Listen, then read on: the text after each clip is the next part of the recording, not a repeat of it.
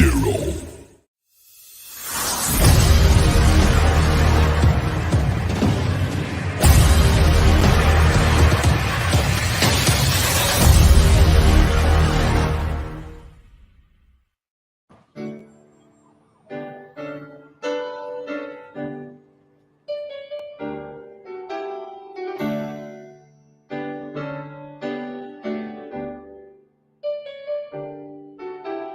Who knows what tomorrow brings?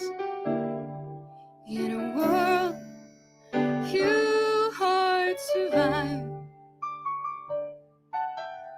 All I know is the way I feel. When it's real, I keep it alive. The road is long. There are mountains in our way, but we climb a step every day. Love lifts us up where we belong, where the eagles cry on a mountain high. Love lifts us up where we belong, far from the world below, up where the clear winds blow.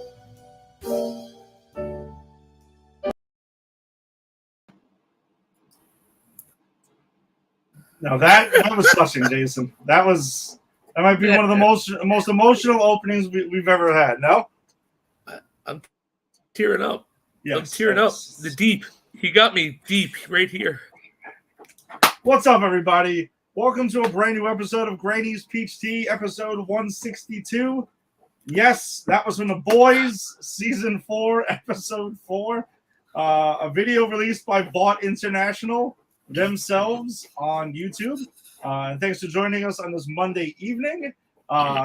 We're got a lot of stuff to talk about here, but if you're joining us on the Facebook live stream or YouTube or X or wherever you found your audio-only podcast, we always appreciate the support. We got a lot of stuff to jump into here. We got a new episode of My Adventures with Superman, season 2, to discuss. There's some big stuff going on there. We got The Boys, season 4, episode 4, which has a lot of people talking about a lot of things going on there. We're going to be doing a nice deep dive into that one, no pun intended. And so we will be continuing our X-Men rewatch, and that brings us to X-Men Days of Future Past, which is one that's pretty considered to be one of the top tier X-Men movies of the Fox X-Men era. But I'm Ed, and with me as always is Jason. Jason, what is up, my man? What is going on? How's it going? Good to be here, and I'm very happy to be talking about X-Men Days of Futures Past today. Outside of the show, just wrapping up work. Just a couple more days till summer. About to go on vacation, so that's nice. That's what's going on here. That and just watching The Boys, going on my adventure with Superman. It's fun stuff. You do have a lot of adventures with Superman. I do. You look, he was my deity for a while. Let's not forget when whole month I worshipped him. We had the church and everything. We did. A lot of donations were brought in by you. I hear that you were the number one guy to ring in donors for that. Tim was the close number 2, though. Yeah, well, Tim is a deity himself. How can I compete? But yeah, but very, very exciting stuff. I'm just going to take a victory lap right here while you're doing this, right? It's not going to ruin anything, but it's a boys victory lap because I called something oddly specific last week. Okay. And I had said that Sister Sage, or Sage as she prefers, was giving herself lobotomies because her superpower is going to be that her brain grows so exponentially she has to shave off some of it. And that was exactly revealed what is happening. It is to the T. So you definitely can take the victory lap Rick texted me about trying to take some victory laps, but none of them were ever recorded. So, like, I don't know what to tell you about that. Well, but I mean, what's Rick's victory lap? That Homeland they're trying to make Homelander gay? Yeah, I don't know. Like, yeah, basically, right? It was What basically was his everybody. point? I have no idea. I didn't even think we got that far into the conversation. No, it was.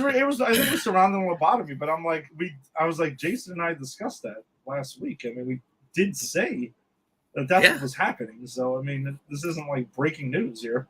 I mean, they subtly showed you the metal rod there, cutting away from the scene in episode 3. So, yeah.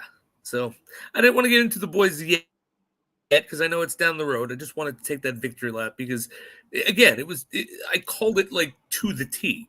No, you did. You absolutely did. All right, then let's not waste any time. Let's just jump right into it, shall we? We got a new episode of My Adventures with Superman, season 2, episode 6, and yeah, Kara is featured front and center, my friend. I mean, look, this isn't a big episode. Nothing big happens in this episode, right? This is just a filler episode. I mean, the crew isn't even in it. No, this episode was just one after the other. And the only true statement I just made was that we don't see Lois or Jimmy Olsen for the last 5 seconds of the episode. But a lot happens in this episode. So we find out that Kara won that fight because she knocked Kal-El out and kidnapped him. And she tells him, look, we're going to bring Earth into the fold. This isn't a bad thing. I've done this. I'm helping my father bring all these empires, back in to build up new Kryptonia. And she shows him her memory of Krypton. And you can tell that she's relived this memory a lot because she's like interacting. She's playing jacks with the girls. She's got weird names for everyone. And then Clark wants to show her Earth. And I thought this is very telling. He shows the moment where his parents are teaching him how to play catch. But instead of saying, you can throw stronger, Pa Kent is like, you could throw it weaker there, son. You almost killed me. And Kara interprets this as them telling him that not to be himself. And she says, has anyone ever loved you for you? And his mind flashes on Lois. And then he takes the thing off because he doesn't want to expose Lois, which nice touch. Really nice touch. Yeah, it was because he realizes in some ways what he's dealing with right now, like that she could use Lois as, I wouldn't say a form of kryptonite, but like a weakness to kind of like to get at him and put her in danger. So, smart move by Clark there. Hello. Yeah, I thought that was awesome.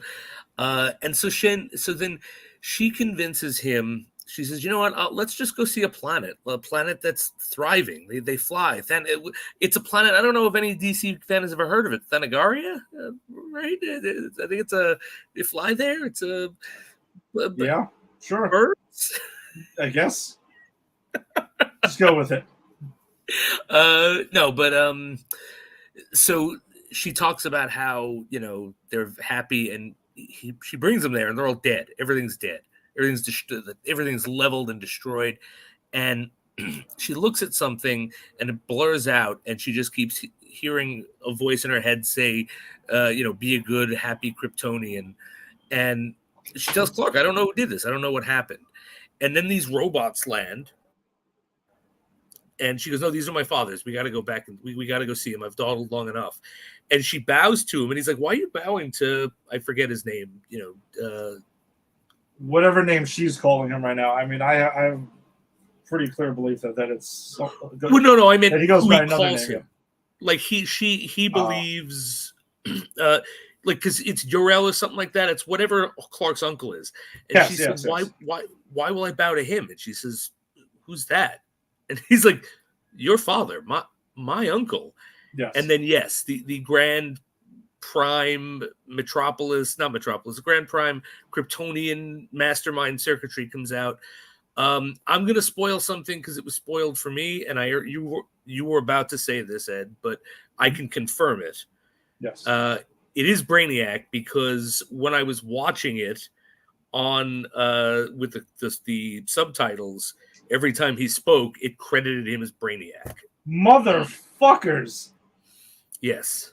Wow, that's it. I'm going to jot that on the list of reasons why I don't watch TV. Yeah. Because I Son saw of a that. I'm bitch. like, yeah, I saw that, and it was when his voice was off screen. And I'm like, oh man, that sucks that it's kind of spoiled that I now know it's him. But then they never reveal it. Yeah, they So don't. Yeah, they don't like say it out loud, but like the 3 logo on his chest and everything like that, the 3 circles, kind of like gave it away for me. Plus him revealing like kind of who he was to Krypton and everything. Like I think it was like the central computer system for all the ships and everything like that. So I was like, here we go, AI come to life. Yeah, which I think is cool. I hope this is a temporary form, because I just don't like I don't like the aesthetic of this Brainiac. I just think it looks like a Star Wars robot. And again, that's because I also have like Brainiac in the comic in my head, and it's just, I think he's just a really cool looking character. Yeah. So I hope we get more of a traditional that. But I'm not nitpicking. I don't care. This was a super cool episode. And then he dismisses Kara, Brainiac, and says to Clark, "Here, I want to show you something." And Clark takes his hand out to reach it, wakes up, and there are a whole bunch of like other creatures from other planets that are there. And he's like, "Who are these guys?" And Brainiac's like, "Yeah, they're the angriest people from all the planets we've conquered. They're a good test for you." And then Superman's got to fight them. Superman has a great line like that. That is beyond cruel. Like that. That's ridiculous. And then so he loses. Superman loses. He's overpowered. He's overpowered. There was no way he could have won. Mm-hmm. And Brainiac makes him kneel by pushing his face into the ground. But then Kara comes back, sees this, says, no, I don't want this. And Brainiac erases her memory, which it's clear he's done this a couple times. Yeah, and exactly. Kara starts to get flashes. She picks up the picture of her and Jimmy Olsen, who, by the way, she thinks, or she says she thinks, is the ruler of the earth that she was doing reconnaissance on. Jimmy Flamebird is the ruler of the earth, and that's why she was like going after. And I thought it was actually pretty interesting. I thought it was kind of like cute there, where Clark finds, or Kal-El finds some stuff that she has of his, and she's like, "Oh yeah, for research, yeah, that's it." It's like, wait, do you like him? Like him? It's like, I don't even know what that means, but no. That was fun, and I loved his reaction. Like, wait, you know Jimmy? You know my Jimmy? How do you know my Jimmy? This Superman is very, very likable. This characterization of this character is incredibly likable. Jack Quaid, it's Huey. Yeah, you're right. You're right. It is. Yeah, I forget that. I always forget that. He's super good in this. Mm-hmm. So then Kara goes back to Thanagar, and she forces herself to see the picture that was blurred out. And I think we kind of knew this was coming. They hinted this when she has a flash on the planet of it being destroyed. Like, I kind of knew this is where it was going. But she sees a picture of her standing above it, destroying it. And apparently, like, Brainiac's been using her as muscle to destroy all these planets. And she's like, wait a minute, I don't remember this. When did I do this? And it kind of comes back to her. Now, I actually had a thought, like, hours after watching this. I was because I watched it on my lunch break today, and I was coming home. Clark could see what that picture was, right? Like, Kara couldn't because of her programming, but Clark saw what that was. Clark definitely saw what that was. Kara's going through, like, she's being Winter Soldiered by Brainiac. Oh no, absolutely. But I think it's that moment that Clark realizes that something bad's up, because he recognizes her in that picture, but he doesn't say anything, and he still goes with her. And I think that's revealed when Brainiac's like, "You're going to help me," and he's like, "No, I'm here to get her out of here." Like, but I think that's a really understated moment in this, where Clark knows he's walking into a trap. Yeah, but he wants to save Kara, and that's where his main focus is right there. He's going to do what he's got to do to save his cousin, because he sees that she's not doing this willingly. Yeah, because, and especially after he meets Brainiac. And then this with Kara like freaking out, and Jimmy Flamebird and Lois Lane appear in a spaceship. Yeah, out of like this wormhole. So they're obviously in danger. So I don't. What do you think they're like future alternate universe, or do you think it's our? I think it is ours because I'm trying to remember shit in episode 5. Weren't they on their way to go track down Clark or something like that?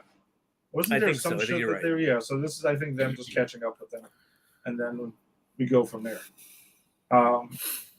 Yeah, I mean, this whole spin on the whole Kara Zor-El thing is pretty interesting, right? Like, it's just that she's being, and I'm going to just keep using the term, Winter Soldiered by Brainiac here. So I think that's pretty cool. It's different than anything we've seen before. No, I agree. I like the darker take that you can take back. Like, she'll get a redemption arc because she's being used, and it also introduces Brainiac, which I don't think either of us saw coming, right? We were talking about it being other Kryptonians. Yeah, like, I'm not gonna lie, like when I didn't catch on to the Brainiac thing until a minute or two later. When he was going on about the kneeling, you got to imagine where my mind went immediately. I'm like, wait, this is their version of Zod? That would have been weird, yeah. No, but I thought maybe it was like Zod in like some sort of like suit like Kara has. That was my initial thought. And I'm like, all right, that's kind of interesting. And I could only imagine they're going to use Zod eventually. But I like the fact that it's Brainiac. You could save Zod, because we've had different versions of Zod now quite a bit, right? Besides even Terrence Stamp. We've gotten a lot of Zod over the last decade or so. And Brainiac is an underused character in live action. Or not live. I mean, this isn't live action, but I think he's an underused character because of live action, because it's easier to bring Lex Luthor or another humanoid-looking thing to life. But because of that, like, go crazy. Use Brainiac. I mean, I'm happy to see him. Yeah, I got to imagine James Gunn is definitely going to use Brainiac. Maybe not in his first movie, but at least in the second movie or so. Like, that seems like that's right up his alley. Yeah. If anyone's going to break out the Brainiac, it's going to be him. Yeah, I was checking out some of those set photos. I don't know if you caught any of them that popped up online today. That TMZ shared. I know you posted them, right? So I saw them from there. Yeah, they look pretty cool. I mean, again, they're only set photos, so you can only tell so much. But I find that I was just thinking to myself, like, it's really interesting that James Gunn is going with we're getting introduced to a new Superman, and like, there's a world where Mr. Terrific already exists, and there's going to be a Green Lantern. Like, it's a different spin on it, which I think I'm going to be into, and I'm excited for this new DC universe to start. Yeah, I'm excited to see what James Gunn does. I like his stuff. I like everything he's given us comic book related so far. So he's not letting me down. Yeah, and as far as this show goes, I mean, I don't know if they have 8 episodes. I think it might be 8 episodes, so we actually might be we're almost done. Kind of quick. Yeah, I gotta look into that. I thought it was 8 episodes, so it's kind of going by quick. But I'm really digging this show again, man. Like, I catch myself watching it sometimes, and I'm like, man, this is like super anime now, but it's coherent, so that's why I guess I'm on board. And his characters I'm familiar. Yeah, no, because right, and it's well written. It's very coherent. The story is very smart. Like, that's the thing. It's just a well put together show, and I don't think your problem with anime is the style. I think it's just a lot of Japanese anime is an acquired taste. Yeah, I've admitted I don't. It's probably me. It loses me. Like, I don't know what the hell is going on. Halfway through, I was like, what the hell just happened? It's kind of like, did you ever see the Clerks animated series? I did, actually. When it first was on TV, I watched it. Yeah, so I was like, oh, who's driving? Bear's driving. How can that be? Like, that's yes. how I keep thinking of anime. And I admit, listen, I'm not talking shit about anime, but it's probably on me. But that's been my vision of it. But this I'm all in on, though. I really do enjoy the show, man. Yeah, no, me too. And I'm excited to see where we go from here. All right. So let's get to where we go from here. And man, was this something? I'm going to throw up the spoiler warning just in case you have not watched episode 4 of The Boys. And a trigger warning in case you have. Yeah, because holy shit, Jason, Listen. like There's some disturbing stuff in this episode. there really is, and I feel like we see this every time we're about to talk about The Boys or Gen V, and it's like, how do they up the ante almost every fucking time? And it keeps happening. Yeah. Um, And you know what the answer is? It's good writing and good character work, because for all the crazy shit that goes on in this episode, at the core of it is the character work we get with Homelander. Agreed. And to me, if this right here is the episode, and you could even chop it up if you like, if you're the people who are gonna put together the Emmy reel for Anthony Starr, this would be it. This would be the episode I would show them. I'd be like, tell me this guy. Oh yeah. This guy doesn't deserve it. Oh yeah. Like, and I read something today that he influenced you. You might have posted this, so if you did, I'm sorry for just reiterating it. But apparently with the way the scene was originally written, Homelander was just, and we know the scene we're talking about is the scene where he goes home to, see the doctors who raised him. Yes. And initially he was supposed to come in and just be aggressive and mean and, evil and scary. And apparently the actor, Anthony Starr, said, hey, he should get crazy and aggressive and scary, but this is his home. Like, he should be kind of like confused and like a little boy and playful at times and maybe apologetic. Like, he had said he should have all of these emotions, but also be super violent and scary. And good for the actor for knowing the character, because that's what makes it's those moments of niceness that makes that scene so terrifying. Yeah, and I fully agree. I mean, he made that scene then that much better for doing that, because that's the part of the terrifying thing with Homelander, is just how quickly his emotions can go all over the place. Even if he's just faking it, still, like, it's there. But I genuinely do think there are times where he is thinking back and forth about being nice and maybe I'm going to do this, or he's so fucked up.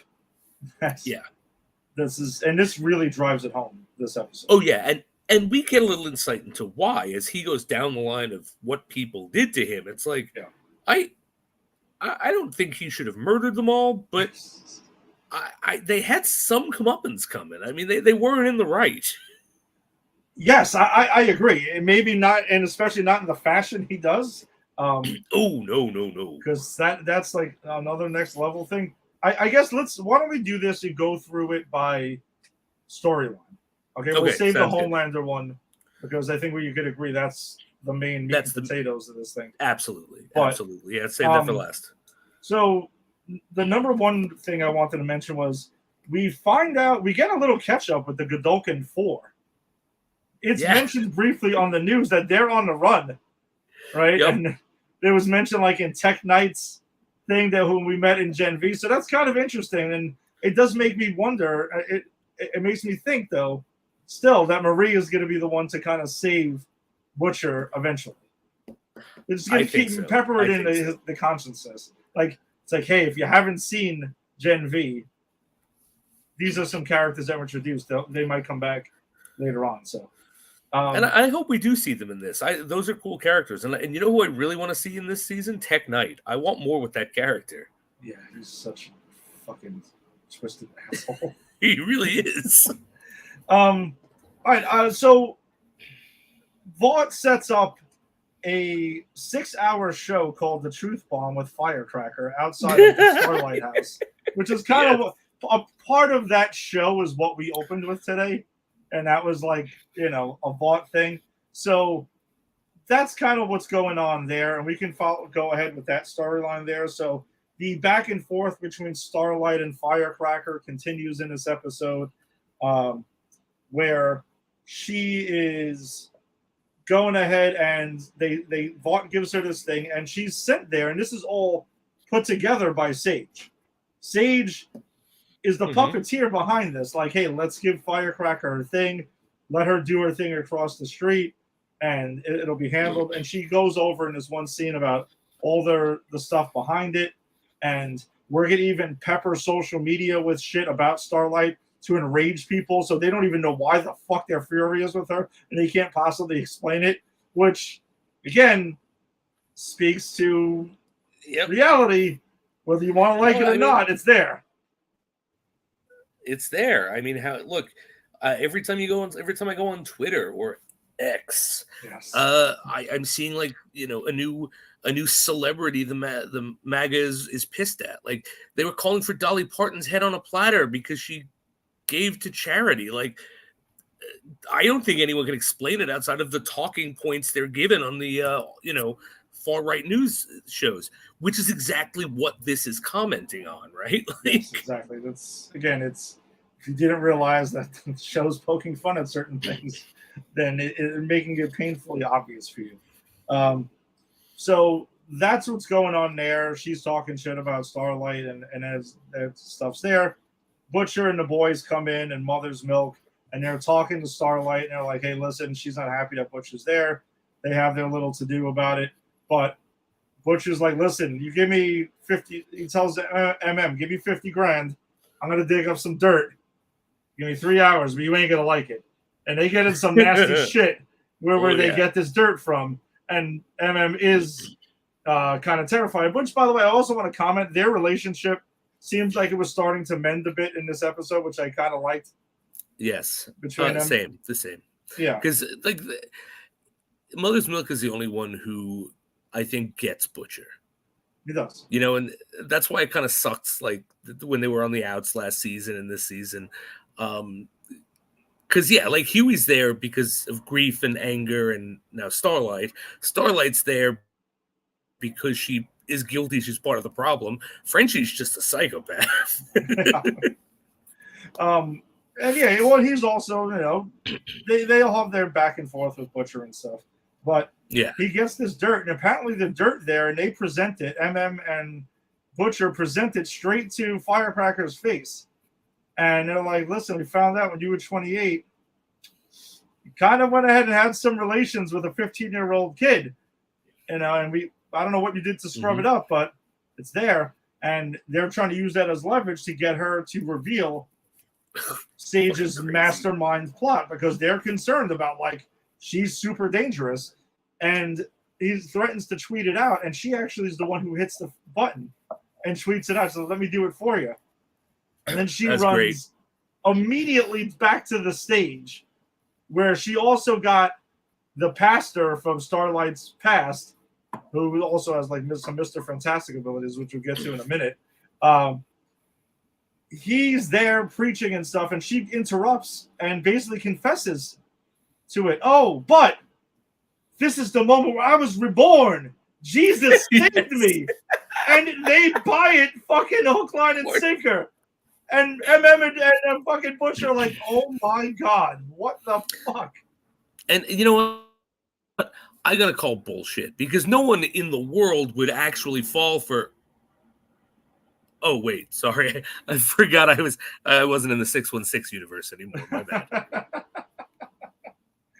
Yeah, unfortunately, that's basically how it goes down. And she also goes into the story about telling about Starlight's first save to try to really drill it home. And it turns out Starlight blinded one of the people she was trying to save in her first thing. And the crowd jumps on that, though. It's kind of like the whole total misdirect. I just told you I'm a pedo, but Starlight blinded somebody she was trying to save who was innocent in Walmart. Yep. And they, again, just spoon-fed it and just rock with it. It's just wild. And Starlight goes nuts. Almost like when a certain former president who has admitted that he has walked in on underage girls when he was in the in charge of the Teenage Miss America, calls the current president an old doddering person who has no facility. Well, he doesn't say it like that because he actually couldn't formulate it like that, but it's the same gist, right? Yeah, basically. And again, they're just kind of just calling it out right there as it is. So she also goes ahead and reveals that Starlight had an abortion when she was 6 weeks pregnant, and Yes. reveals the medical records on TV and starts referring to her as like baby killer and all this other stuff. Like she just starts going off on this whole thing. And Sage knew what Firecracker was going to do, obviously, even before this whole pedo thing. And she wanted to set up the fireworks. No pun intended. This was all planned. Like Yes. Sage has this all planned to a science. Like her exactly what happens at the end of this episode with them is exactly what Sage was planning from the get-go. Yeah, so Starlight loses her shit at that point, and she goes ahead and beats the living shit out of Firecracker on stage in front of the camera. She has lost her shit. And you're right, that's exactly what Sage wanted to happen. Thankfully, MM jumps in and lets her know, look what the cameras are rolling. Like, you can't let this happen. And this ends up screwing over the president in the boys.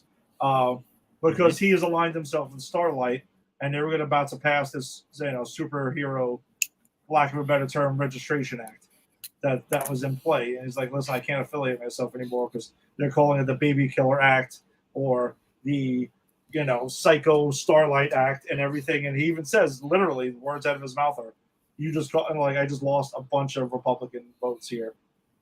I'm done. Like, I can't do this, because he's also running for re-election here. So, that was a pretty fucked up situation here. And I guess we could also tie into Huey's storyline in this episode. So Huey here sees his father is basically, they're talking about last rites, like he's done. They want to pull the plug on him, and his mother and he tells his mother, just don't do it. Like, you can't do this to him. And then that sends Huey on his quest to try to find something, and he unfortunately comes along the lines of, I need to get some V to go ahead, and that's the only thing that's going to save my dad. And he doesn't know, he can't get it from Frenchie, because obviously he's not going to give that up, being that they're dealing with Butcher was dealing with here in this.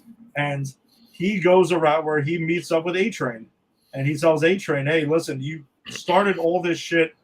Everything started when you killed my ex-girlfriend. So you took someone away, you need to give someone back. And A-Train's like, if I do this, we're good, right? And it seems like you could tell A-Train wasn't really buying it. He was just, his conscience is starting to kick in with this thing. You can tell. There's some interesting stuff in here about the A-Train redemption, whether that train's gonna reach the station or not this season. Well, and I what's that? No, these are my dogs. I think Angie might be here. Go ahead. Let's see if she's here. Oh, okay. They were in the room. So, I think the important thing to know is when he does deliver this to Huey, A-Train says pretty much like, yeah, we're not good, are we? Like, he kind of knows it, and yet he still comes through with the V. And then Huey does have that moment where he's like, I was going to tell you to go fuck yourself, but you know what? And I've gained a better perspective now, and you helped me out. So yeah, we're good. Go ahead. No, I was going to say where A-Train gets this V from, though. He has to go to Homelander's apartment because Homelander keeps it all stored in there, and he stumbles upon Homelander's jar of white gray pubes that he's been finding. Man, Homelander's a sick man. Along with a whole drawer full of baby bottles with milk. He's such a sick man, and not in, and I don't mean sick in the traditional psychopath Michael Myers like to kill way. Like, he is a very, very ill man. Yes. Just the idea of like what we've seen in Homelander's apartment up until now seems it's weird, but it seems like, all right, there's nothing too crazy. But then this opened up the crazy once A-Train starts opening up the drawers. Yes. But he also finds Ashley in there, who apparently is taking the advice and leaving a floater in his toilet. Which I thought was hysterical. So he's like, "You're leaving a floater in there?" No. He's like, that's the worst clapback I've ever heard of in my life. And they basically are like, listen, I saw you saw me in Holander's apartment. He would murder both of us if he knew any of this. Yeah. So let's no one ever say anything. let's just let it be. And I do That's wonder the if way to that's do going it. to come back later on. I mean, it's got to at some point. No, that's how A-Train's gonna fuck over his redemption. He's gonna have Ashley Oh. killed. He's gonna sell Ashley out to save himself. Ooh, that's a good one. I was wondering if Ashley's going to try to sell out A-Train, though. Maybe, but she wants out though. She does want out, but she's just petrified. Yeah, which can you blame her? No, anything to do with Homelander, you should probably be very petrified of what's going on here. Homelander's a scary, scary man. He very much is. But so that's and then and once Huey gets the V though, he runs into Butcher, and Butcher has this conversation with him, basically kind of like what we're all thinking. Like, you've seen what happened to me. Like, you really think it's gonna save him temporarily, but it's gonna be worse in the end, right? Yeah. Like, it's kind of what Butcher's saying, and we also find out though Butcher did take a vial from Frenchie. They said like 4 months ago it was, or 4 weeks ago, and it sped up the process. It actually accelerated his cancer, which is why he's in a state that we see him in now.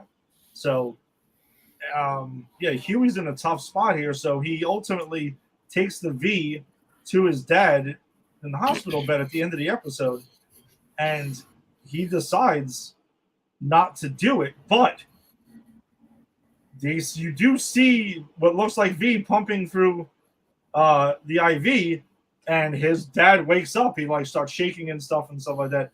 He arises. I mean, Jason, are you with me that this is the mother that did this, who works for Vought? She found a way to get a vial. I think so for sure. That's why, because why else would they have set up that she works for Vought? Yeah, that's kind of what I was thinking. Like, and plus she has the second time around.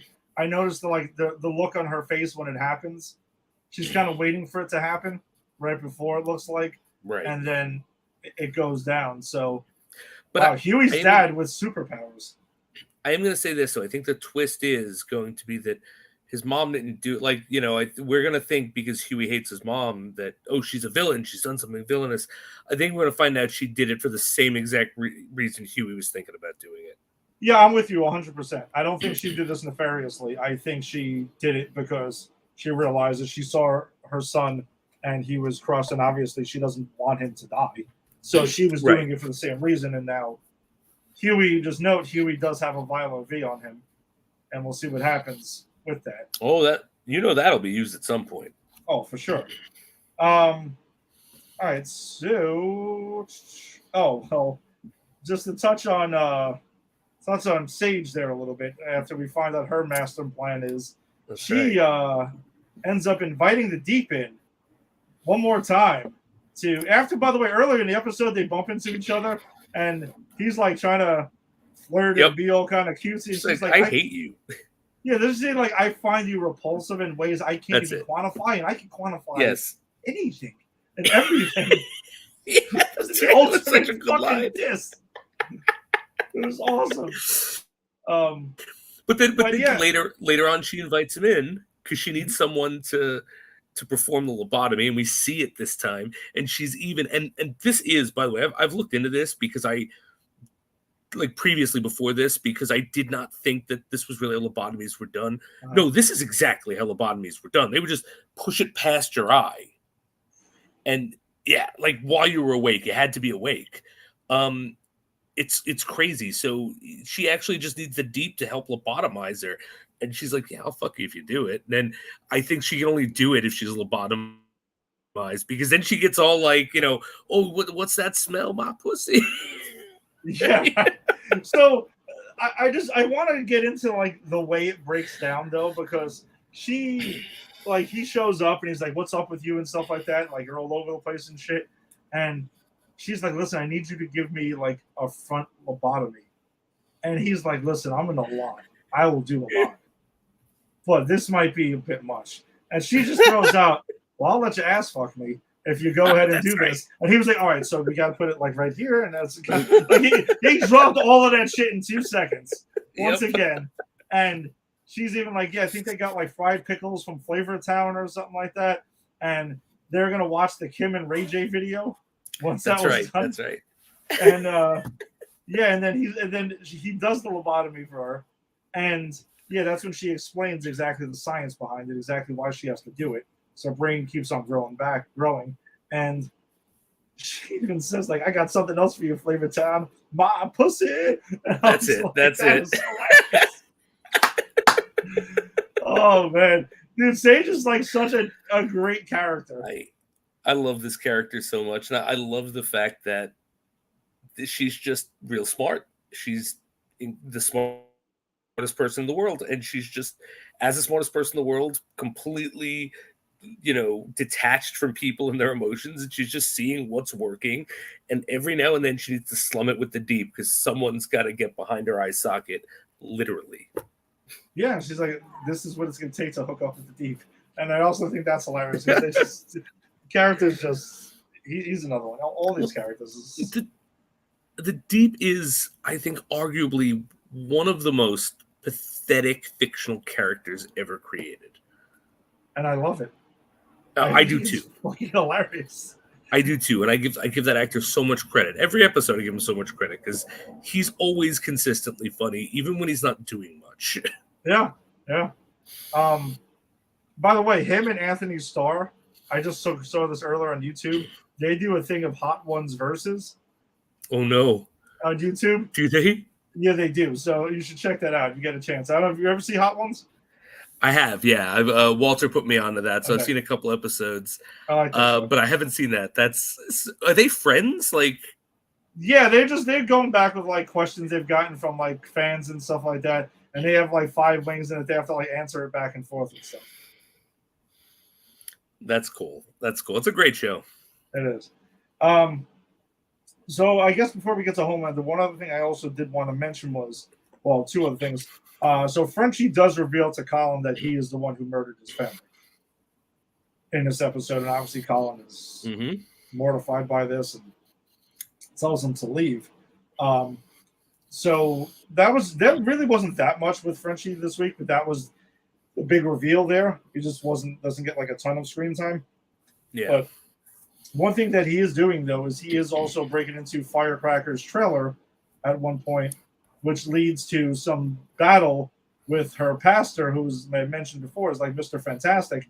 They're throwing it down, and Butcher shows up, and then he's throwing it down with him. Oh my god! And he even like extends at him with his hand, and he freezes him with nitroglycerin. So I'm like, oh, that's fucking genius, and breaks that shit down like Terminator 2 style. Yeah, and it's all over the place. When I saw that, right? How fucked up was that?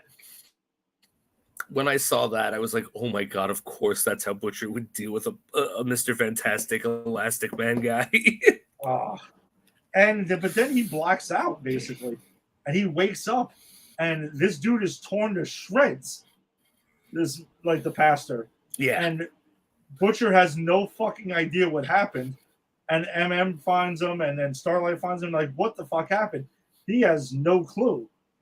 So I'm guessing he just blacked out and went like all super powered Butcher and just destroyed him. Are you with me or no?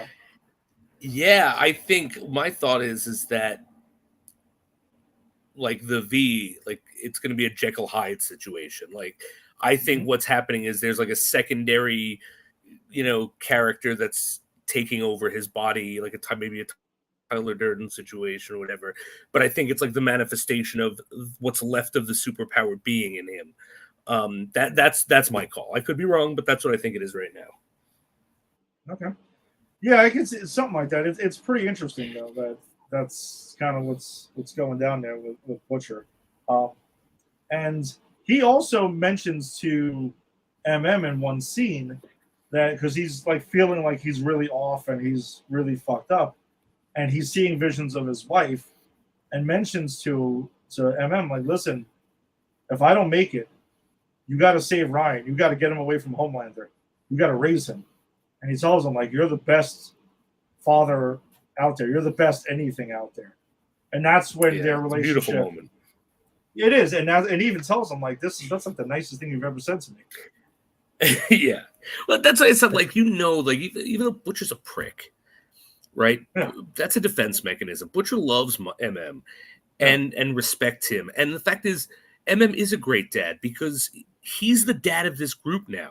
Like, Butcher is your abusive dad, right? Like, oh, if it's wartime, he'll get you into shape to get the job done, but you fucking hate him. But MM is like, the dad is like, all right, guys, come on, we can do this. But if something goes wrong, I got to lay down the law, you know? All right. All right, so that's another thing to follow. So that brings us all the way back. I guess Angie was not here. That brings us back to Homelander. Now, Homelander in the beginning of the episode, like you mentioned, shows up all nice and sweet. And I do want to get your take on something before we get past that.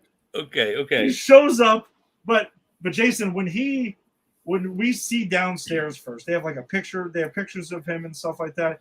And when that elevator starts coming down and they can't stop it, the look of horror on their faces, because they know who it is. Right? Oh, yeah. I think they knew immediately who it was. They were fucking terrified. And I almost feel like that was the audience's response too. Oh, yeah. When he's coming down there. You got to imagine that these people know him better than anyone. Mm-hmm.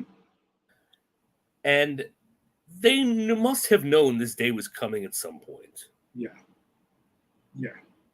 Like, why they still worked for Vought is like, I would have, if I was in their position. Well, let's be clear. If I was in their position, I'd have been the one who treated the kid with fucking respect, and he would have let me live. Right? There's a reason I'm people's favorite teacher, okay? It's 'cause if one of them develops Homelander powers and wants to kill people, it's not going to be me. But if I worked there and I was like one of these guys, as soon as like Giancarlo Esposito was murdered and Homelander took over the company, I'd be like, no, I'm done. He's coming for us, guys. What are we doing? But he shows up bearing gifts. And he has a Fudgy the Whale cake. I fucking love that. He comes with this ice cream cake and his fake Homelander smile. You knew it was going to get ugly. And we did call this last week. We talked about this, saying he was going to go back to the people that created him because they were, in the mirror, they were mentioning, you got to go back to the beginning.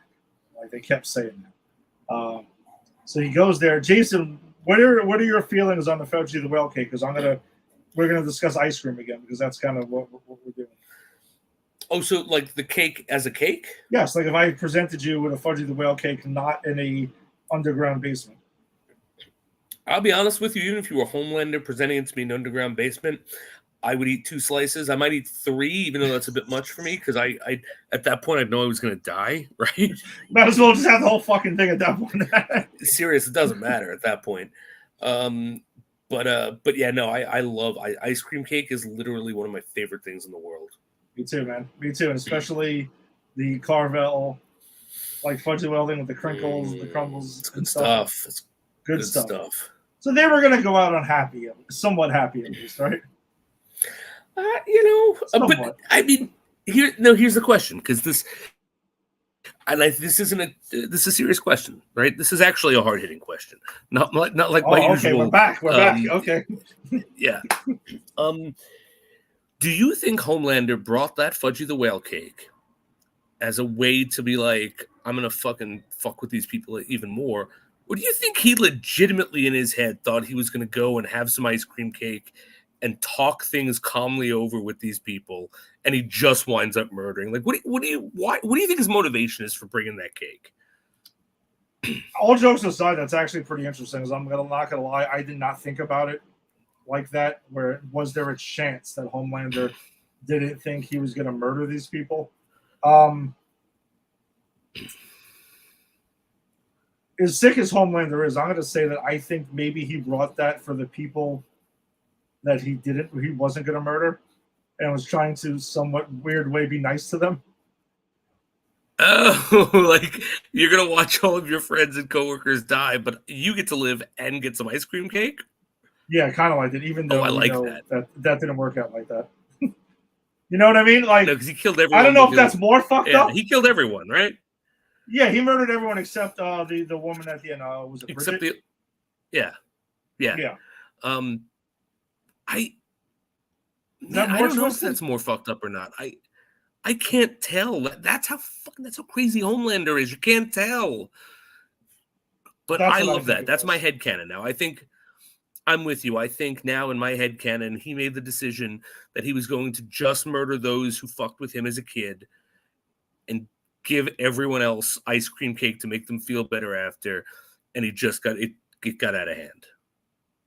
Yeah, because the two things that he mainly does to those two guys, the things he does to those two guys had to be premeditated, in my opinion. I think they were, because he was very specific on how he laid that out, right? Like, we can get into the first guy whose name was Frank.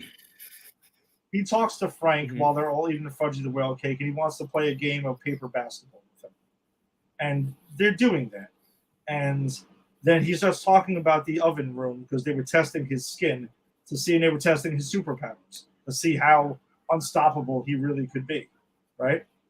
And he starts talking about how while he was in there burning, he saw him playing paper basketball and the way he celebrated when he made a shot.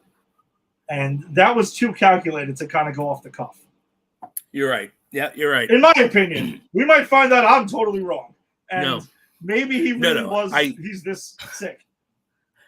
And actually, now that I'm thinking about it, I'm going to say this. I think what lends even more credence to what you say is that I think you're right. He planned to kill those first two guys. Maybe he had some other plans. I don't think he planned to kill Bridget, which he didn't. But I don't think he planned to do what he did. And I think what he did was like a way to hurt her in a way that he was hurt.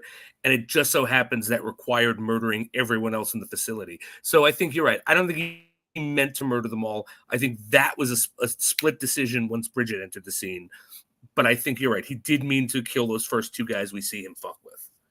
Yeah, so he sends the guy into the oven and tells him, if you don't get in there, your family's going in there with you. Yeah. And yes. He does it, right? The guy does it I mean, granted, Homelander could go kill his family if he really wanted to, but I don't think Homelander's interested in it. I think he's just... Well, no, but... And that's the thing. I don't think Homelander has no interest in killing innocent people in this moment, right? Homelander wants revenge. Either you're going to do this willingly, or I'm going to make you do it, and you're going to lose more.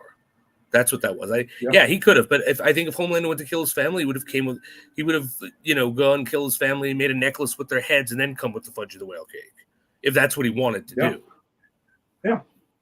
So he murders him and burns him alive, and then he goes to this other dude, who he goes to him, this other doctor who apparently started calling him Squirt, and we find out that Homelander, as a child.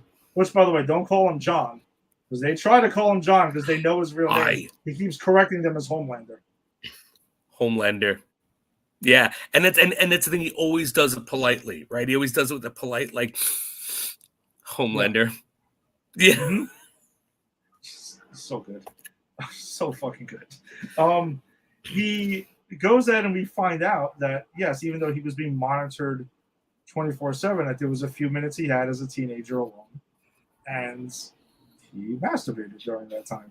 And apparently one time he did not finish. And as he put it. Yeah. As he put it, well, I did things that teenage boys go with the hormones need to do when they have private time. Like, he even puts it so delicately, and he's considering what he does next, the fact that he talks about this so delicately, I think it was important to kind of parrot that, because he's not like, I was trying to jerk off. He's like, no, there are things that are normal that everyone does, and when I tried to do it and you caught me, this is what happened. But you could explain what happened. No, I agree, because I think I agree with you. That is important, because he is still saying like this was a place of innocence for him, right? Like he was just doing what you do, and he had limited time to do it. And at one time, and he even says that was the only time anything good happened during the day. Like the rest of his days were absolutely fucking miserable. And then I guess he caught him one time and started calling him Squirt. And now he tells him in front of everybody, drop his pants and start jerking off in front of everybody. And if he doesn't, he's gonna laser his dick off. And he drops the pants and he tries. And the guy's even telling him, I was nice to you. And like he keeps reiterating, I was nice to you. But he's like, but that one thing, you hurt my feelings with that. That wasn't so nice. And he even tells him, that's what he tells him too. He's like, if you don't get hard right now, I'm gonna fucking laser your dick off. And he even says, your life is literally in your hands right now. And he starts getting a maniacal Homelander smile and laugh going at him. And he is going there. He spits on his hand, which is, I'm sure everyone's seen the Haktua thing that's been going around. Yes. He even ironically does that thing, which I thought was kind of, the timing was crazy. And then Bridget walks in, right, as that's happening, and he can't do it. He's just like, obviously this is insane what's happening right now.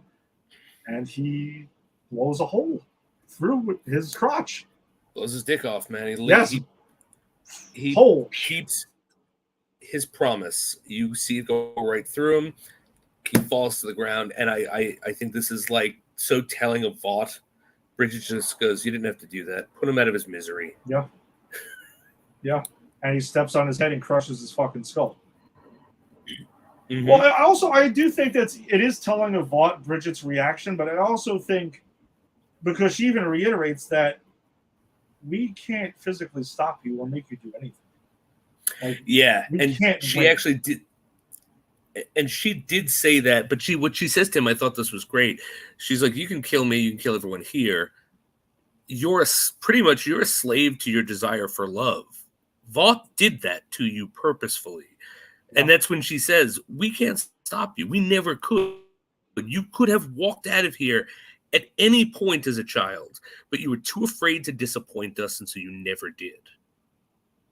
And I think that's a huge thing moving forward, is that Vought basically kind of implanted this failsafe in Homelander to need approval as a way to kind of keep him in line, to make sure he's obedient to an extent. Ultimately, I think he'll be obedient, but he's going to do wild shit, right? But that's the one thing he needs. That's the one thing to stop him from destroying the planet, pretty much. As Sage mentioned, pretty much, kind of previously. Yeah, pretty much. And but I love it too, because it mirrors the psychology of abuse victims.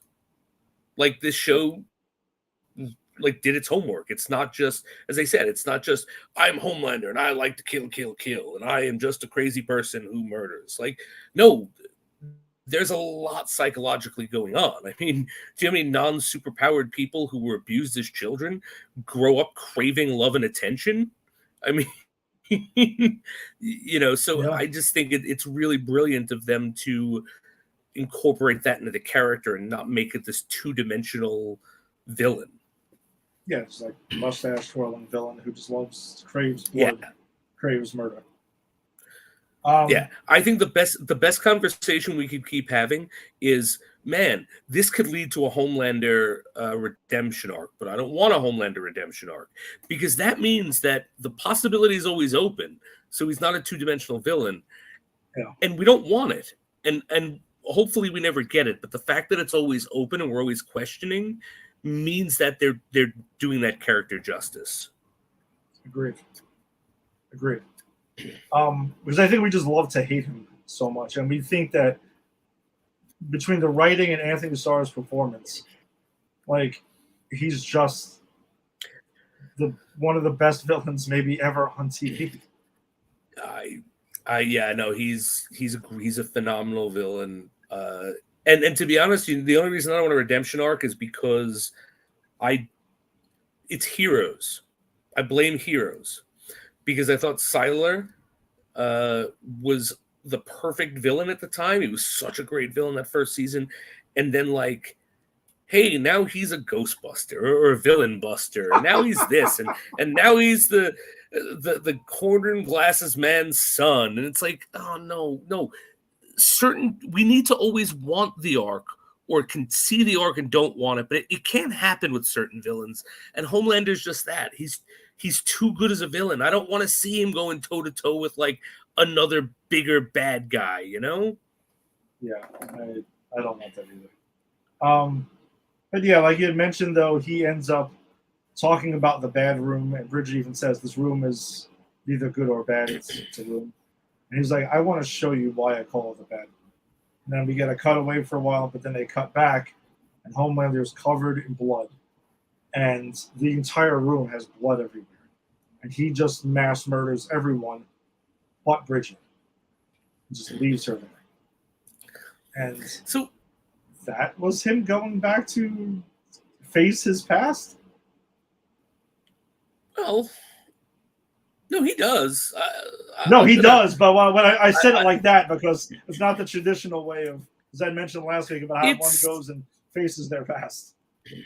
It's not, but I'm going to say this. I think whereas the actions are not traditional, the methods are. He identifies two incredibly traumatic moments from his childhood, being burnt while the person burning him was celebrating something pointless, right? I mean, let's face it. Yeah, I got that basket. Yeah, while this kid burns. And this other guy who was nice to him, who seemed to almost be his friend, but then betrays him in such a personal way. Like, you know why I wouldn't be killed by Homelander in that instance? Because if I found little Homelander jerking off and I was on the job, I'd be like, I'll be back in 10, little buddy. You know, like I didn't see anything. I don't know what you do what you gotta do. Yeah, 10 minutes, all right, you know, because that's my ass on the line. But you finish you. But you know, to have a father figure like see you performing in this weird sexual way and then mocking you for it and telling other people about it, like I think it makes it even worse that he was the one who was nice to him because his betrayal is so personal. And so that's what he's doing. He's going back to settle up with people who traumatized him. Now the way he does it is unconscionable. I don't think they deserve to die for what they did. You know, I mean, harsh words, maybe get them fired, but like, but here's my question though. What do you think went on for him in the bad room? I don't think they just painted the room with blood and made him sit in there. What do you think happened in there with him?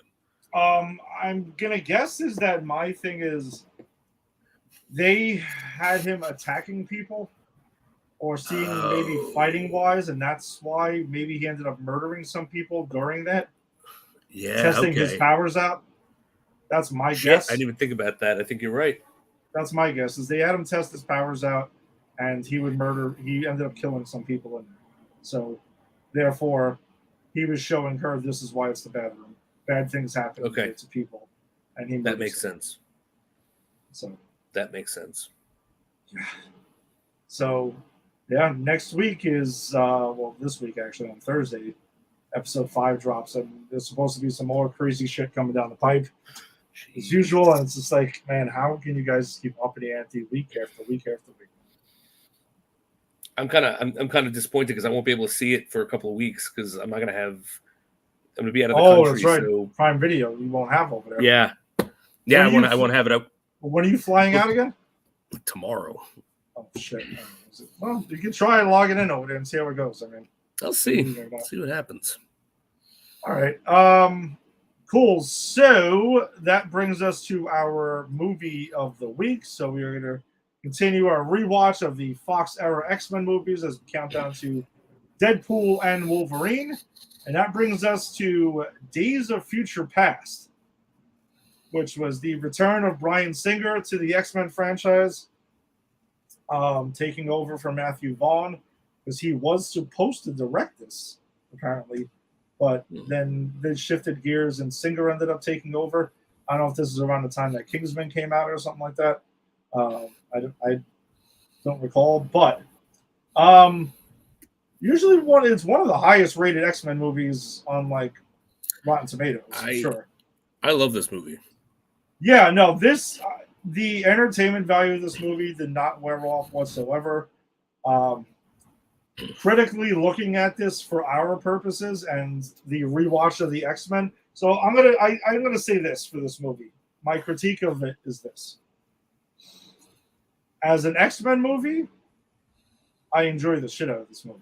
I have a blast with it. The issue I run into, what fucking timeline does this damn thing even take place in? Well, there was too much brain power. I wanted to keep shutting that off. Yeah, you gotta let that go because because I was watching this and like the first time we see Wolverine go back in time, right? Mm-hmm. Like he starts to remember, like, oh yeah, I'm this and I'm that, and I'm sitting there going, but I watched that movie where you lost your memory, and that happened way after this. This Wolverine should not remember any of this, and that actually would have been much more interesting. I agree. You should have had no idea where the hell he was. No, it is. It's just, again, if this is the only X-Men movie, well, actually, bullshit. If I only watched certain X-Men movies and then jumped into this, fine. I also think this movie could have been fixed with some minor details like that. Yep. Just saying, hey, let's just make sure we dot our I's and cross our T's to make sure we're in this. And which is kind of surprising that you get that from Bryan Singer directing. Yeah. Being that he started this thing off. And he doesn't forget that because the way this movie opens, the opening credits and everything, we're right back to the first two Bryan Singer X-Men movies. Like the music's back, the intro's back, everything's back. Here's the problem. Bryan Singer doesn't forget anything Bryan Singer established. It was established in Wolverine Origins that he lost his memory like not too long before the events of X-Men 1, right? Mm-hmm. But that was not a Bryan Singer joint, so he just ditched that. But that I think is the problem, though. It's like if you're rebooting or you're starting something new, then great, new rules. But they're not, and there are a lot of established rules, and they have to at least try to. I mean, I don't know. I would have liked them to at least try to stick with some of them, as small as that, because Wolverine doesn't actually need to have any memory of what's going on in his life at that time. I think he should have none, especially when he has that berserker moment in the Oval Office where wherever they are, the government facility, where they have to restrain him. It's like, mm-hmm. No, that makes much more sense if this Wolverine has no memory of that. They're two different people. Like, I don't know. Yeah. It was just a stupid inconsistency to have, and they have a couple of them. Yeah, so I'm gonna just lay down things because whatever. Again, right off the bat, I enjoy the shit out of this movie. I have realized, by the way, I have watched this movie. I have watched this movie plenty of times recently because I've caught it on FX and stuff. So when I was rewatching it for the show earlier today, I was like, oh, I just saw this shit like a week ago. Like, because I try to stay away from the movies that we're gonna do because I want to know when I rewatch them, I don't want to be like, all right, I've seen this again like recently. I want it to be a little fresh. So I went into this thinking to myself, though, maybe I was wrong. Maybe this is a totally different fucking timeline. That maybe this is the Matthew Vaughn X-Men First Class timeline. And I started to look at these things. Okay. So the things I got, the reasons why I started to wonder if this was the different timeline, and I can get back to where it smacks me in the face and says, no, asshole, this is what you originally thought it was, is the Charles and Raven stuff. So we get Patrick Stewart, Charles Xavier, talking about his relationship with Raven as a child. So I was like, okay, yeah. This was never mentioned in any of the fucking original movies. So maybe he's just playing the literal different universe? I started to think too much. Yeah. No, and what it was Bryan Singer wanted to go back with the stuff he did, but there were certain things you couldn't get rid of, like this incarnation of Mystique. And so how do you make, well, all right, we're going to just say that this was their relationship. Let's hope that it's been long enough that no one remembers the first 3 movies. Yeah, because that is clear. At least the day. first 2, because if we're... No. Yeah. No. It's absolutely. So there's no, like... Because it's the thing, remember, we talked about this in the first 3 movies. Mystique is barely a character in those movies. Like, she gets the most to do in 2. Mm-hmm. And I think she probably has one of my favorite scenes where she like seduces the guard and then just beats the shit out of him and drugs him. But like outside of that, like she's no personality in the first one. She's thrown away in the third one. Like, so all like if you're gonna tell me there's this whole triangle history between her, Charles, and Magneto from back in the day, it's like, what movie were you guys watching? Yeah, I had a tough time buying that. And again, if you're telling me in the new timeline this is what it is, I was on board to buy that. But not so much. If you're trying to... Once Patrick Stewart said it, I'm like, I'm going to have a tough time with this. Logan knows Quicksilver? Right? I mean, all right. You know what? I am going to say this. This is a Logan... This isn't our Logan from the X-Men like timeline necessarily. This is a Logan from the future. So I kind of just assume that they met after X-Men: The Last Stand. Yeah, Okay, they met after X-Men: The Last Stand and before this movie, and because he does say like he was older and he's this and he's that. It's like, yeah, that makes sense. I mean, of course, Magneto's his fucking dad. They make that clear. And so, like, and we know he's going to be an X-Men, so I'm okay with that. All right, fine. Magneto's plastic prison was built in the 70s? Even though in X2, they kind of like, they capture him and they build it out? You know what sucks is they do make the point, I believe, in X2 of saying they had to build it specifically for him. Yep. Exactly. So, yeah. All right. Yeah. But you know what though? But I'll be honest with you, that's such a small thing. I only nitpick this shit this time around. I'm only nitpicking it this time around, really. Okay, all right. Yeah, fair enough. Fair enough. Just because, again, for our purposes of what we're doing right now. Yeah. No. And that's fine. None of these things are ruining the movie for me because, again, I enjoy the shit out of the movie on its own. Just the connective tissue to the franchise is where these are little things that could have been so easily fixed. You know what I'm saying? I think that's what's annoying. That's what's annoying is they are easy things that could have been fixed. Like, and actually, we never even needed to hear Patrick Stewart say anything about Mystique or Raven. Like, could have just said, yeah, there was a mutant Mystique, whatever. We knew each other. And then, because this movie resets the timeline, then in that timeline, they could have been the best of fucking friends. Yeah, no, you are right, because this movie does connect to the jumbled timeline of maybe not really making perfect sense, but by the end of the movie, they do kind of make it clear that, X-Men: The Last Stand never happened. X-Men Origins Wolverine never happened. Never happened. The Wolverine never happened. Technically, they can say none of it ever happened. Outside of First Class. I was going to say, they negated the entire universe. And I want to ask you something. As someone who I know hates with a passion the end of Wishmaster, how do you feel about Bryan Singer essentially Wishmastering the entire franchise away? Wow, dude, great fucking callback. I hope Burr is watching this. I hope he gets into this too. Because I'll never forget we saw that together. I think about that often. You and I talked about that in high school, and I remember you saying, because you had told me about it before I had seen it, and you were like, "Yeah, I think that is so stupid." She like wishes that the guy wasn't drinking, and then he doesn't fuck up, and the whole movie never happens. I paid $8 to watch a movie that never happened, and I never forgot that. That's what we and him were saying when we walked out of the theater. Like, what the fuck, man? We didn't even just watch a movie. So Bryan Singer made us buy shit that never happened. Right? We have Blu-rays of stuff that never happened. So I will say, this time around, I will accept it because it got rid of X-Men Origins Wolverine and X-Men: The Last Stand.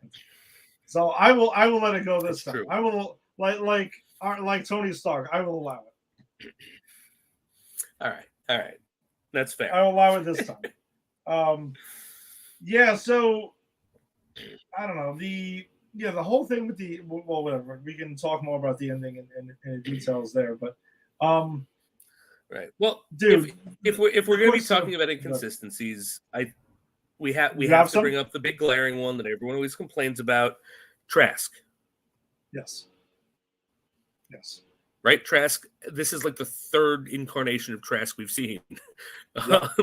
Right, one was a white guy, one was a black guy, and now we have Peter Dinklage. Yes. Correct. And they're all supposed It's- to be the same Bolivar Trask. Yeah, it's awfully inconsistent. The other inconsistency is this.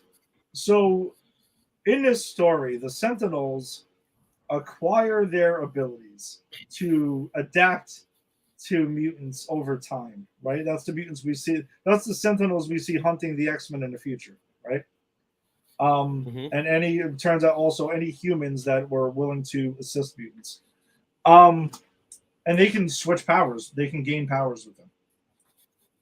Wouldn't that mean that they had Rogue's ability and not Mystique's? Yep, but this isn't the Rogue cut, my friend. This is the Mystique cut. Exactly. And I don't recall why they decided to cut Rogue out of the entire movie outside of one scene at the end when the timeline gets reset. I don't know. I'll be honest with you. I was watching this last night, and I haven't seen this movie in a while, and I've never seen the Rogue cut. But I was like, okay, you know what? I'm going to watch this, and I'm really interested to see the Rogue cut because I remembered her being in a handful of scenes in this. No, You're right. She's in one. The fact that there is a part of this movie that revolves around her, and in this version she is in one scene, blows my mind. Yeah, I don't understand that at all. And I haven't watched the Rogue cut in a while, so I'm actually kind of fascinated to watch it again because I know I'm pretty sure that version of it kind of fixes this problem. So I don't. It's just a weird. decision. Okay.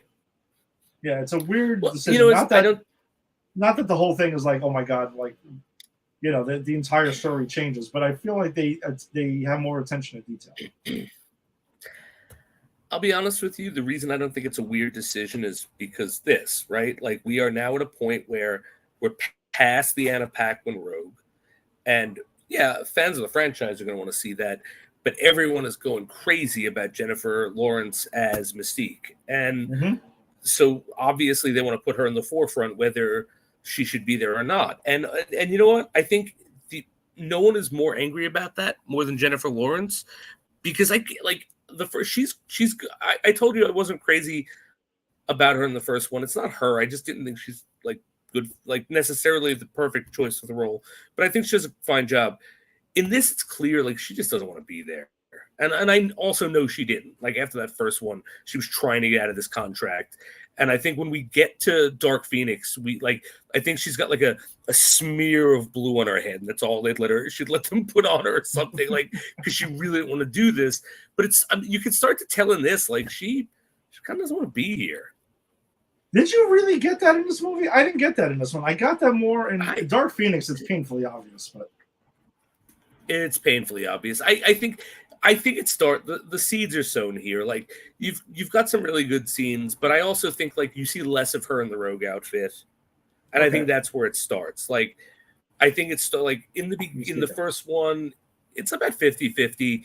In this one, I think Jennifer Lawrence now has some bargaining power. It's like, you know what, guys, I don't want to sit for 6 hours in the fucking makeup chair, and I get that, but also like I don't know, Mystique. The whole point of Mystique is that she doesn't make herself look human, like a human version of herself. Like, you know, she only does that if she needs to blend in. She's comfortable with herself. And the fact that, like, she's for the most part walking around not blue. I don't know. Maybe it's just me because I know what was going on outside. I will have a defense of that because I feel like in this movie she has to do a lot of espionage type things, sneaking around. Okay, that's fair. So she really doesn't have too much time to be Blue Mystique. Now, whether that was written in there on purpose or not, who cares? But outside of that one scene where she's like, was it like seducing the general, right? And she's like, "Oh, what? You don't like me like this?" Yeah, that's a great scene. I like that scene a lot. It is a great scene. So maybe I'm just not a fan of Jennifer Lawrence. Maybe that's it. Okay, I like Jennifer Lawrence a lot actually. Especially in I can't. I don't dislike her, but especially in what? No, I was gonna say, the movie which she did with both movies she did with Bradley Cooper. It was American Hustle, and Christian Bale's also in that movie as well. The one with De Niro and Philly, Silver Linings Playbook. She's in that. Okay. Yeah. I saw that before I knew who she was. All right, and I've never seen Hustle, so maybe I got to give her another chance. Check out American Hustle. If you get to on a plane, if it happens to randomly be there, which would be crazy, but if you can, check it out. Great. I think you would dig it. I think you'd like American Hustle. Plus, you're a big Christian. You like Christian Bale also. So. I do like Christian Bale. Like I could watch a movie of him yelling at a light guy on set for 2 hours. So could I. So could I. Quicksilver as the the movie stealing scene of this movie. I mean, that's a fucking classic scene now. And the fact that they try to redo it in Apocalypse. I love that scene. Me, but... It's sad. It's sad. I still think it's fun, but it's sad because they were clearly just trying to remember this. But no, I texted you guys last night, you and Rick. For my money, this is the best on screen of what it looks and feels like to be a speedster. He's just moving around but it's so casual to him, and everything he does is with such lackluster because it has to be. He's not trying to kill anyone, right? But he does this one thing to a guard I clocked, which I loved. The guard's about to punch, and he just very slowly and methodically puts his fist here and just taps his fist, like his elbow.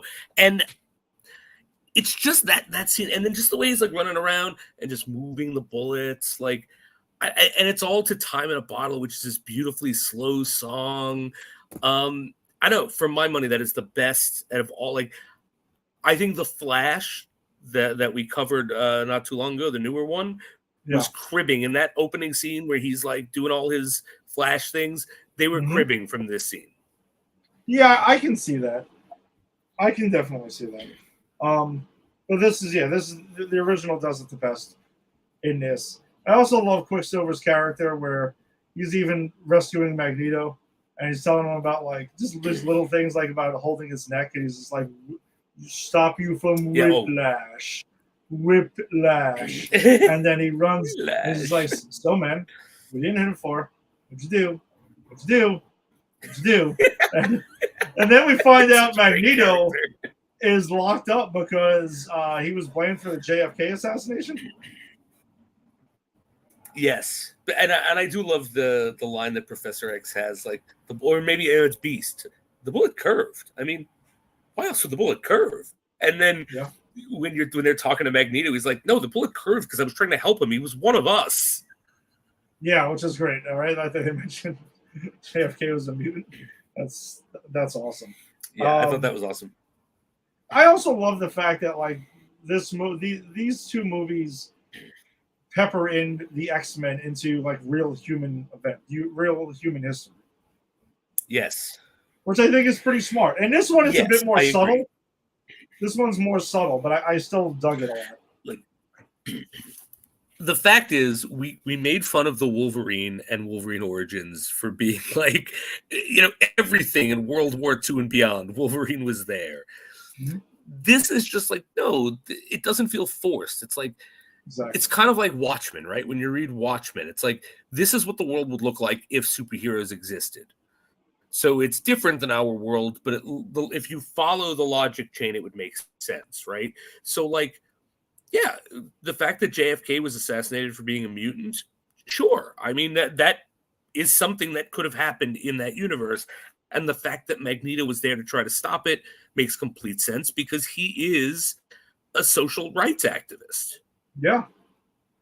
You're 100% right. And, you know, so it's kind of why I dig it. It doesn't feel shoehorned like the Wolverine movies. Like this, I wasn't sitting there going, like, I was making all those jokes last week. I wasn't like, oh, he was in the JFK assassination, and then I guess he swore in LBJ, and then, like, I wasn't doing that. I was just like, no, this makes sense. This jives. Yes, so we established last week that Logan is Forrest Gump in the X-Men universe. That's exactly.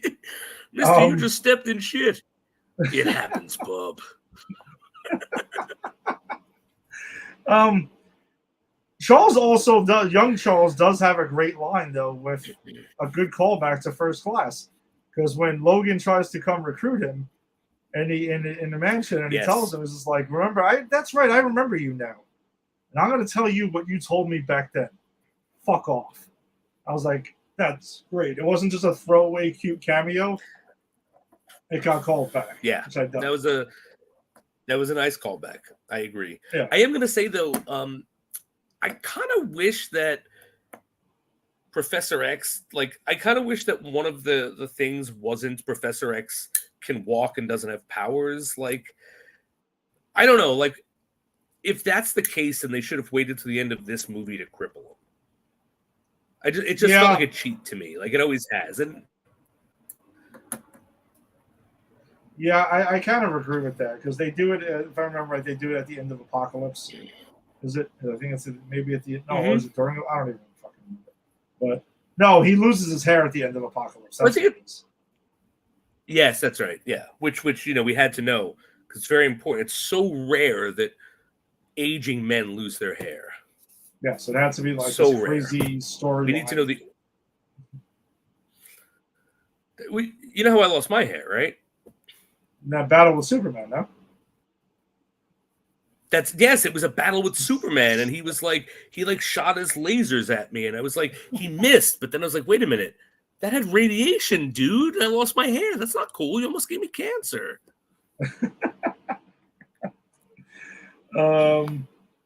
Yeah, and I think another cool callback was when Logan, during that scene where they're going ahead and tracking down Mystique, and Logan freezes up because he sees Stryker, a young William Stryker, and he does he flashbacks in his mind to X-Men 2, and also he does flashback to the Wolverine as well. So they do acknowledge that movie. I missed that. Yeah, it's a quick thing that's in there. So they do kind of acknowledge that. I don't think there was anything from Origins. I don't remember, but the Wolverine at least was peppered in there. That's right. Like if you're going to keep one, keep the Wolverine. Yes, for sure. What else is there?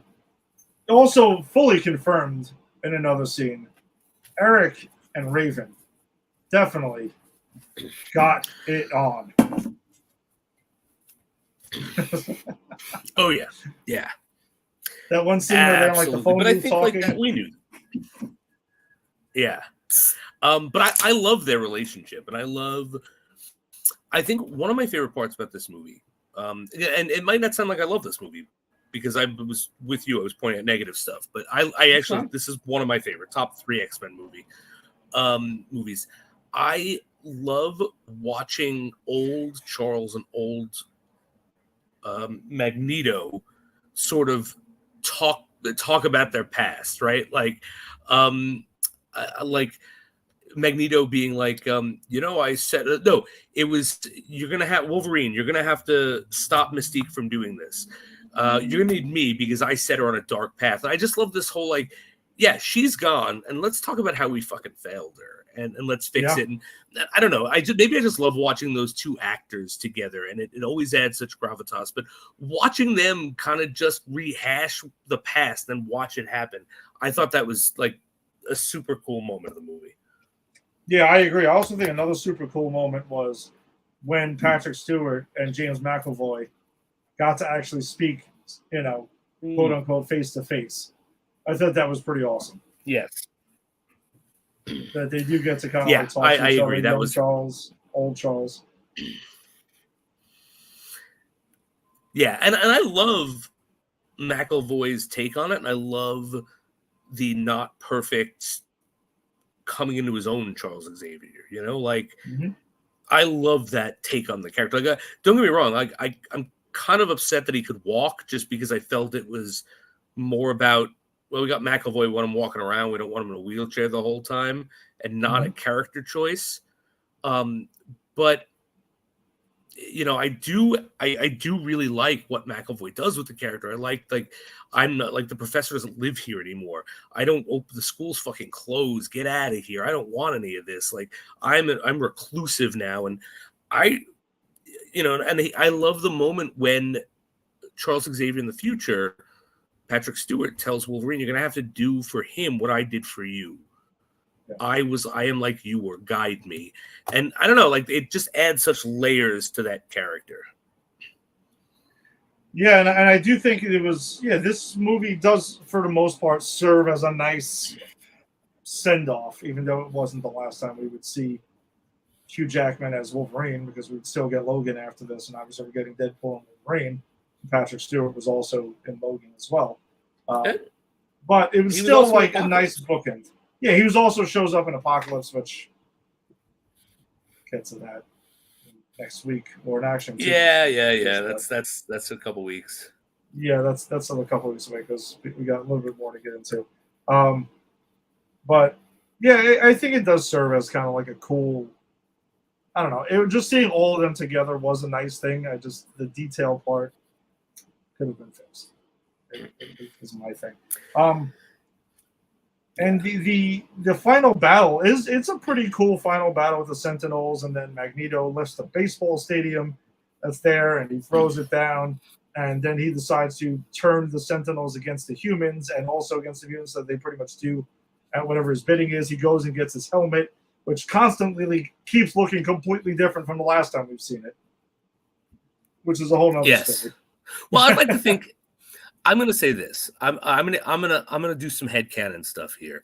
When last we saw this, it was Shaw's helmet that he stole.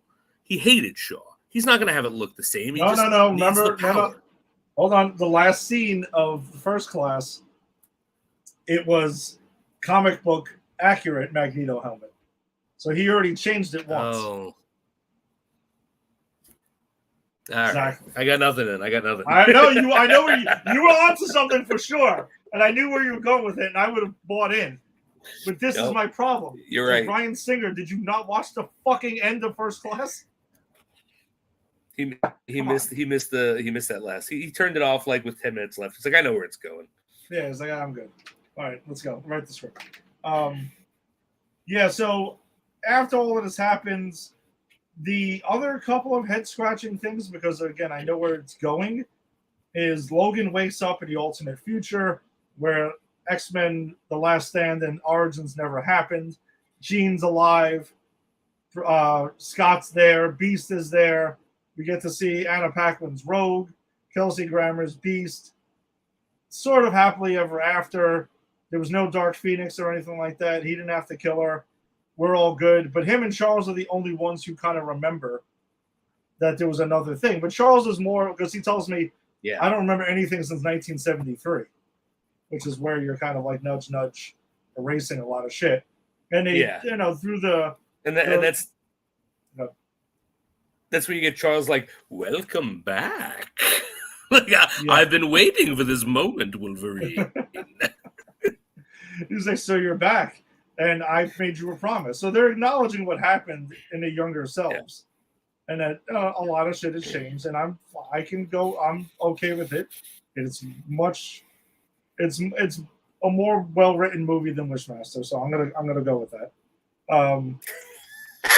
Fair enough. Good point. That's why I will allow it. Are you saying the cinematic masterpiece known as Wishmaster is not well written? that somehow spawned off God knows how many sequels. Which is baffling, by the way, because if Have you the ever first seen any movie of them? fucking happened, then what are we talking about? None of them happened apparently. But have you seen any of the sequels? Of course not. I have seen the second one. Oh, The Wishmaster goes to prison purposefully to gather wishes, because he figured people in prison figured a wish. And one guy does. You're gonna want to know this one. One guy goes, "I hate my lawyer. I wish he'd fuck himself to death." And Wishmaster says, "Granted." and he fucks himself. And then that happens. That comes to fruition.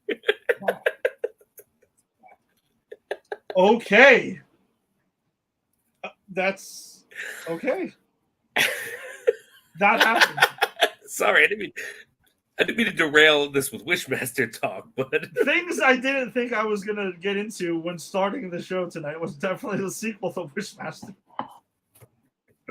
you never know what's gonna come out of Granny's peach tea. We're all teed up here. We're spilling the tea. Absolutely not. So at the end of this, Logan is lifted from the. Wow, why are you Farachi? What the hell is going on right now? That's weird. That is very weird. I don't know why I'm Faraji. I don't like this. But here I am, This is weird. the face of the boss man watching over us. It is a bit strange.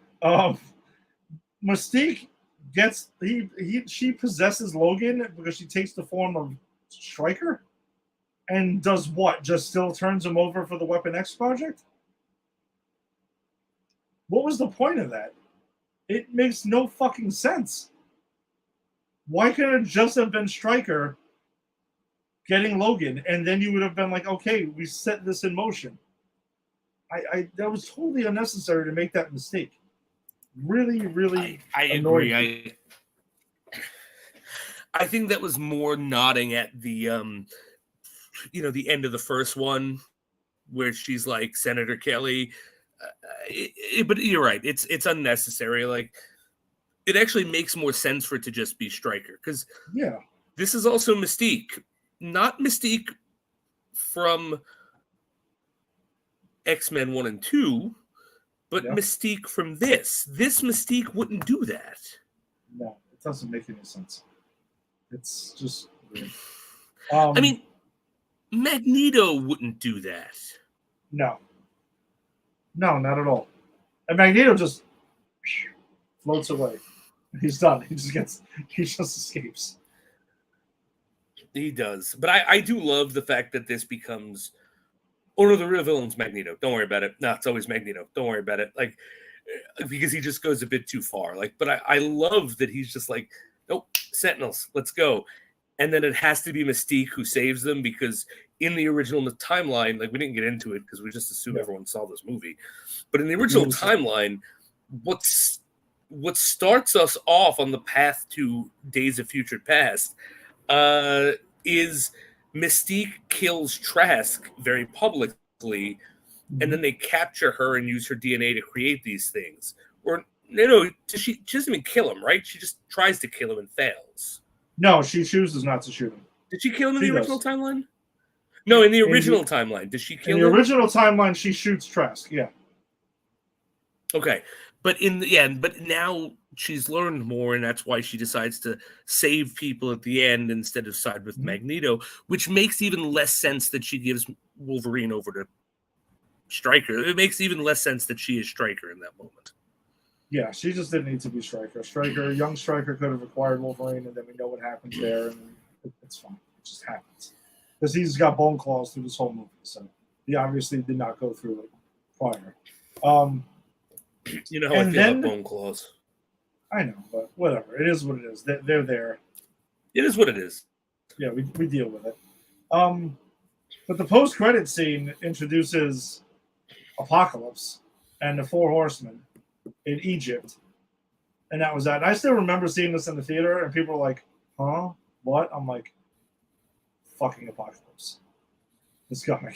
I remember seeing this in the theater. I was and being excited so at that point. because I think, like, look, Magneto is the villain you need in every X-Men movie. He's got to be your first villain, right? It has to be. Apocalypse is such an iconic villain, but he's one of those iconic villains that, because the X-Men has such a great rogues gallery, you're not going to get to for a while. And so when I saw that we were getting to him, I was so excited, because I think, like, an ancient evil mutant who's all about evolution. And also, like, I was reading comics in the 90s, so I read a fair amount of Age of Apocalypse. Like, I was so excited, and, well, we'll talk about it. Yep, we sure will. We sure will. Because, I mean, whatever. We'll see how it goes if I'm a little bit more forgiving, but my God, was I disappointed by that. And I tried. Well, I am going to say this. I was disappointed with it. I am a defender of that movie. I don't think it's good. I did enjoy parts of it. Although I only did see it once. So that's there lies the dilemma, right? We're gonna see what you think this time around, because now you're gonna be a little bit more critical of it this time, because you're gonna be looking for different aspects of it. So. All right. So anything else? I mean, I think that we just about covered this one. I think we got the big stuff out of the way, but I do want to give accolades to this movie for a really good actor playing Richard Nixon. Because I have a problem when movies give us famous, like, historical figures or presidents of the 21st century or 20th century, where there's a ton of video. Like, we know what they look and sound like. And then, like Watchmen does this. Watchmen, the movie, gives us the worst fucking Richard Nixon I've ever seen. Like, seriously, my Homelander's penis does a better impersonation of Richard Nixon than that guy. Oh my God. But this guy, I like this guy a lot. He wasn't in a lot, but he looked the part. He wasn't doing it too much, like, he wasn't trying to steal the scene. He knew what he was doing. He knew that he was just a background guy who was supposed to look like President Nixon, and I applaud him. Nice. I can appreciate that. I can echo that. All right. So, though, that one does do it for us this week. Thanks for joining us as always. If you're joining us on the Facebook live stream, be sure to check out Granny's PT's Facebook group, because we share a lot of cool stories and trailers and whatnot that do not make the show. So check us out there. Check out Pop Culture Pros and popculturepros.com, because that's who we are presented by. If you're checking us out on YouTube, subscribe to Pop Culture Pros. And on X, you can follow at Pop Culture Pros to see us down the line and wherever all the other cool shows we have on the network. Jason will be on vacation for 2 weeks, right? 2 weeks? I will. Okay. So go back to 13. So we will keep you posted. We'll figure out what we're going to do about this in Jason's absence. We'll keep the ball rolling, or if we have to take a quick hiatus one way or the other, we will be back and pick this up.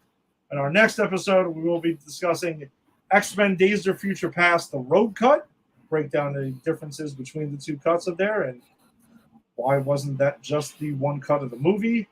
Who only knows? The next episode 5 of The Boys, and episode 7 of My Adventures of Superman. So we'll see you next week. Peace. Later.